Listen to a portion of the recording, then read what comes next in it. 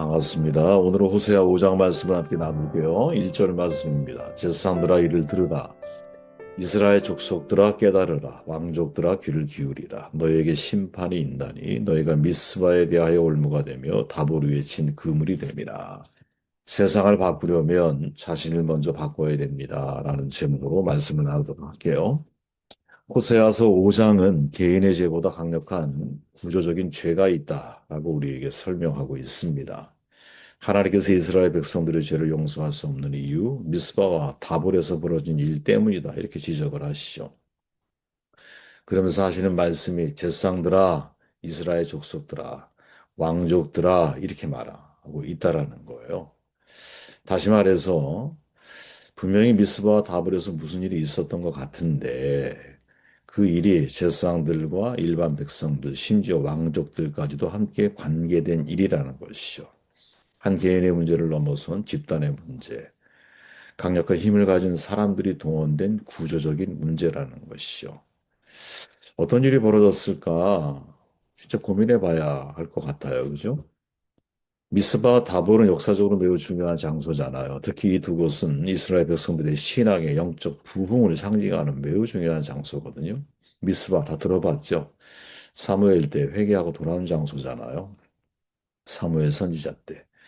미스바에 모여서 모든 우상을 버리고 하나님께 회개했죠. 그리고 처음으로 블레셋 승리를 거두게 되는 정말 인생 역전의 장소가 미스바였죠. 바볼, 드보라와 연관되어져 있죠. 가나안 야빈, 군대장관 시스라의 철병거를 부숴버리고 하나님의 백성의 모습을 회복한 바로 그 장소.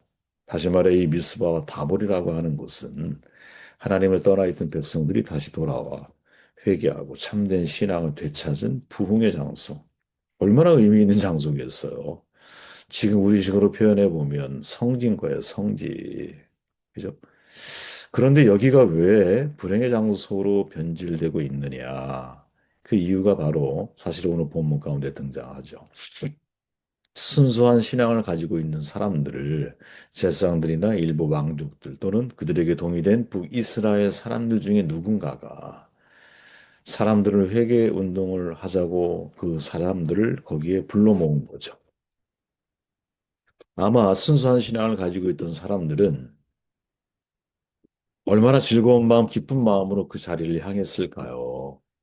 그런데 문제가 뭡니까? 그들을 모두 잡아서 죽였다라는 거죠. 문제는 이것이 성경 어느 곳에 기록되어 있지 않아요. 지금 여기에 나와 있는 이 본문이 거의 우리가 확인할 수 있는 내용들인데, 그런데 이제 다른 여러 가지 문헌들이나 신학자들의 연구에 의하면 성경에는 여기에 대한 내용이 기록되어 있지 않지만 분명한 것은 제사장들과 왕족들이 공모해서 하나님께로 돌아가고자 하는 백성들을 꿰어서 집단적으로 그들을 살해한 그 사건이 바로 여기에 있다라는 거죠. 정말 저희는 정말 뼈저리게 느끼죠. 역사적인 경험을 통해서 야, 지도자를 바꾸는 거 정말 어려운 일이다. 친위 구테타 정말 어려운 일이죠. 그거를 막는다라는. 그래서 역사적으로 여러분 다 들어보셨겠지만 친위 구테타가 실패한 적이 거의 없어요. 전 세계마다. 친위 구테타는 이번에 이진관 판사가 내린 그 내용 속에도 있지만 결국 독재자를 만들어 나가게 되고 그 독재가 끝나는 시점에 나라는 피폐되죠. 그럼 또 구테타가 일어나. 이런 순환적인 악한 역사가 사실 지속이 되죠. 지금 뭐 미국도 어떻게 달려갈지는 모르겠지만 거기도 독재자의 길을 걸어가는 게 아니겠나 이런 생각이 들 정도로 세상이 정말 격동하는 시기를 우리가 지나가고 있구나. 이 시기에 하나님이 우리에게 원하는 게 뭘까? 아니, 우리가 해내야 할 일들이 뭘까? 질문해야 된다고 봐요. 그렇죠? 여기에 종교 지도자들까지 공주해 버린다면, 그죠? 그 힘은 진짜 거대한 구조적인 힘을 가지게 되는 거죠. 이 구조의 힘, 여러분, 쉬운 일이 아니라고 봐요. 한마디로 정의하기 모호성을 가지고 있는 개념이거든요. 그럼에도 그 속에는 남을 해하고자 하는 마음이 포함되어 있겠죠. 예언서에서 보여주는 것 한 개인이 아니라 국가, 지도자, 정책, 그들의 영향력 아래에 있는 기관들 모두 악을 이루는 도구가 될 수 있다. 아주 강력한 메시지를 우리에게 전달하고 있죠. 이걸 구조악이라 그러잖아요. 여러분, 이 세상은 공중권세를 맡은 자, 구조악 속에 갇혀 있는 거거든요. 그런데 이 구조악 속에서 여러분, 의인으로 살아간다는 게 얼마나 어려운 일이겠어요. 여러분 전체가 다 죄인들의 세상이거든요. 의인이 없나니 하나도 없잖아. 그런데 우리는 그 세상에서 부름받은 사람들인 거죠. 그러니까 구조적으로는 악 속에 살아가는데 삶은 의인의 삶을 살아내야 돼. 이게 얼마나 어려운 일이겠어. 쉽다고 생각하시면 안 돼요, 여러분. 세상은 엄청난 세계관을 가지고 있고요. 자본의 엄청난 힘을 가지고 사람들을 타락하게 만들어 가고 있고, 가난한 자는 가난한 자세대로 그에 대한 집착에 몰입하여 평생 시간을 낭비하게 만들고, 부유한 사람은 더 많은 부를 받기 위해서 왜? 그건 힘이고 권력이기 때문에 사람들을 지배할 수 있는 구조 속에 살아가게 되잖아요. 이 세상이 얼마나 악한가. 스탠포드 실험, 감옥 실험을 루시퍼 이펙트라 그러잖아요, 여러분. 그거 하나만 딱 우리가 생각을 해도, 야, 세상을 정말 가만히 두면 악으로 가는 거구나.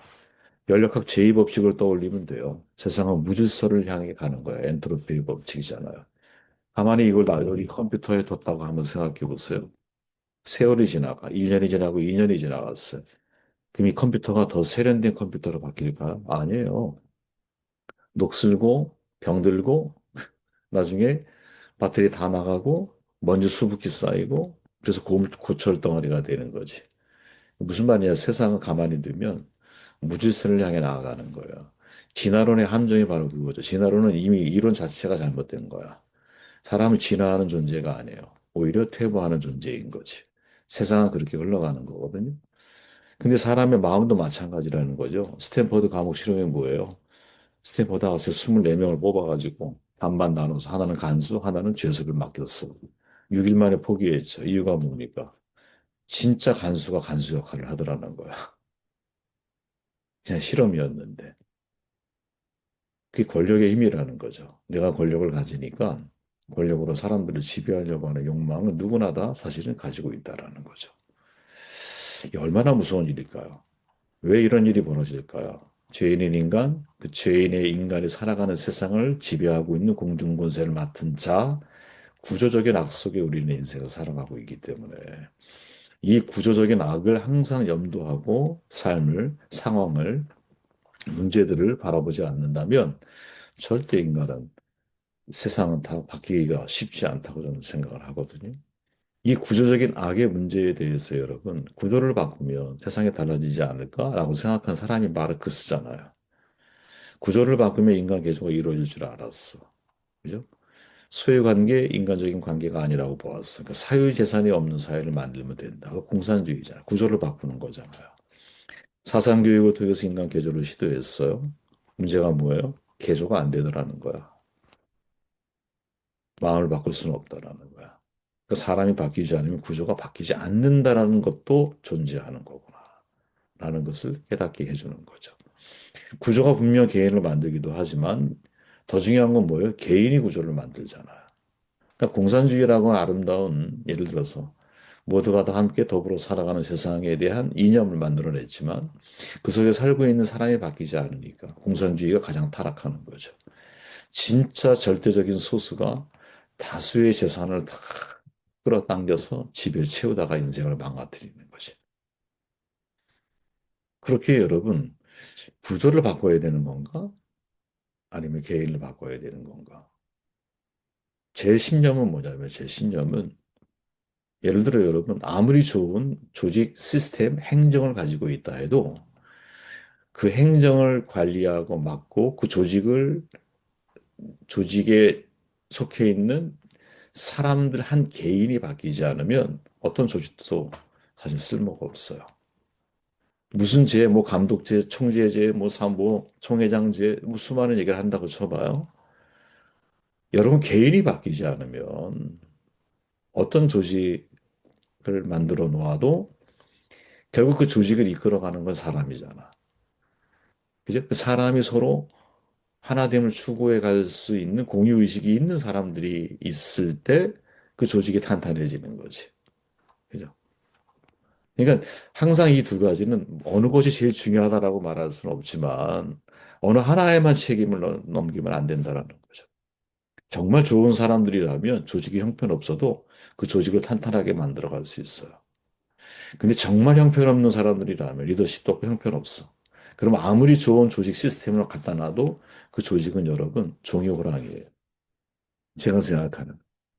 그러니까 그 안에 있는 사람이 정말 중요한 거고 그 사람이 어떠한 조직이든 모두를 위한 조직으로 만들어 가려고 하는 노력을 할 때, 그죠? 그때 조직도 그렇고 모임도 그렇고 다 살 수 있는 거지. 인간은 본질적으로 여러분 권력을 추구해요. 권력 남을 지배하고 통제할 수 있는 힘이잖아. 인간은 모든 것을 자신의 권력에게 바꿀 수 없어요. 그걸 알아야 돼. 아무리 힘이 있는 사람도 이 세상을 여러분 자기가 원하는 대로 바꿀 수 없어. 왜냐? 인간은 세 가지 통제에 놓여 있기 때문이거든요. 그 첫째가 뭐냐? 사람이 통제할 수 없는 것이 있어. 자연현상 어떻게 통제할래요? 바람이 어디서 불어서 어디로 가는지 눈으로 보이십니까? 그죠? 지진 어떻게 막으실래요? 지진 후에 벌어지는 쓰나미 어떻게 하실래요? 태양의 흑점이 폭발하면 이 지구가 받는 그 자기장의 영향 어떻게 우리가 해결할래요? 우주는 뭐 거론할 것도 없고, 그죠? 어마어마한 광활한 우주를 우리가 어떻게 거론하겠어요? 단, 지구에서 벌어지는 일, 우리가 통제할 수 있는 일이 얼마나, 환경 문제 어떻게 통제하실래요? 통제할 수 있다고 하죠. 수많은 돈을 투자하면 통제할 수 있을 거야. 그런데 실제로 여러분, 전등, 번개, 태풍, 장마, 이거 어떻게 해결하실래요, 우리가? 통제할 수 없는 게 있다는 거지. 두 번째, 간접적으로 통제할 수 있는 것이 있다는 거, 인간관계. 타인의 행동, 근본을 바꿀 수는 없지만 행동을 통제할 수는 있잖아요. 그러니까 부분적인 통제가 가능한 거지. 그러니까 힘을 얻으려고 그래. 힘 있는 사람은 여러분 돈으로 고용인을 통제할 수 있잖아. 그죠? 실력 있는 사람 통제할 수 있잖아. 인텐시브 주면 열심히 하잖아요. 그러니까 통제할 수 있는 영역이 있으니 모든 걸 통제할 수는 없지만 그래도 부분적으로 통제할 수 있는 게 있다라는 거야. 그런데 그나마 직접적으로 통제가 가능한 건 뭘까? 내 자신인 거예요. 통제할 수 없는 게 있고 부분적으로 통제할 수 있는 게 있고 완전히 통제할 수 있는 게 있어요, 사실은. 근데 완전히 통제할 수 있는 것도 물론 이게 정말 가능할까 싶은데 그럼에도 불구하고 가능성이 제일 높은 거 그게 뭐냐? 나. 내가 나를 통제하는. 그래서 여러분 환경이나 기후 문제 근본적으로 바꿀 수 있는 것이 아니야, 인간이. 사람과의 관계 이것도 부분적으로 통제가 가능해. 하지만 완전한 통제는 불가능해. 그나마 인간이 가장 통제할 수 있는 가능성이 높은 것은 나 자신 하나인 거예요. 그래서 여러분, 내가 바뀌지 않고 남을 바꿀 수 없다. 다른 사람을 바꾸려면 스스로 먼저 바뀌어야 한다. 이 세상이 나아지지 않는 이유는 한 가지 때문이다. 상대를 변화시키려만 할 뿐, 자신은 변화하려고 들지 않기 때문이다. 토마스 아담스의 말이죠. 핵심을 정말 간파한 말이라고 생각이 돼요. 왜 세상이 바뀌지 않을까? 상대의 변화만을 요구하는 것. 세상은 여러분, 내가 변화되면 세상의 변화의 가능성은 커지는 거예요. 그죠? 내가 변화되면 구조가 바뀔 확률이 더 높아지는 거예요.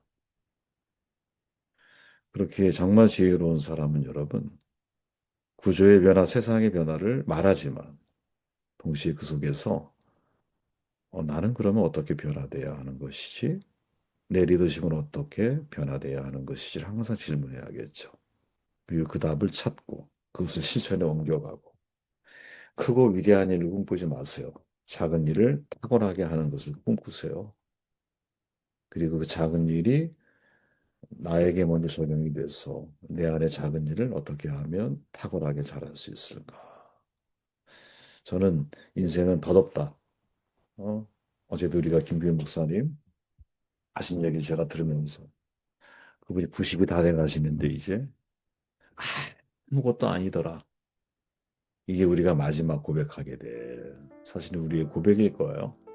그러니 그 과정에 우리가 해야 할 가장 아름다운 모습이라면 나는 날마다 죽노라. 라는 바울의 말처럼 우리는 그 말을 나는 날마다 죽지만 나는 날마다 변화되노라.